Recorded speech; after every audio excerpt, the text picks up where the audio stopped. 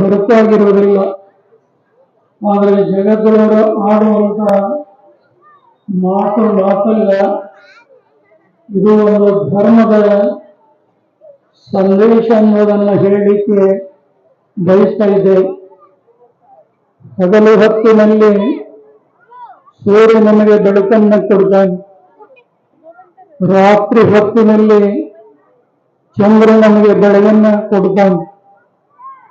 ಆದರೆ ಸರ್ವ ಕಾಲಕ್ಕೂ ಸರ್ವ ಸಮುದಾಯಕ್ಕೂ ಯಾವುದಾದ್ರೂ ಬೆಳಕು ಕೊಡ್ತಾ ಇದ್ರೆ ಅದು ಧರ್ಮ ವಿನಃ ಬೇರೆ ಯಾವುದೂ ಕೂಡ ಅಲ್ಲ ಅನ್ನುವಂಥದ್ದನ್ನು ನಾವೆಲ್ಲ ತಿಳ್ಕೋಬೇಕಾಗಿದೆ. ಬಹುಶಃ ಧರ್ಮ ಅಂದ್ರೆ ಹಸಿದವನಿಗೆ ಅನ್ನವಿದ್ದ ಹಾಗೆ, ಬಾಯಾರಿದವನಿಗೆ ನೀರು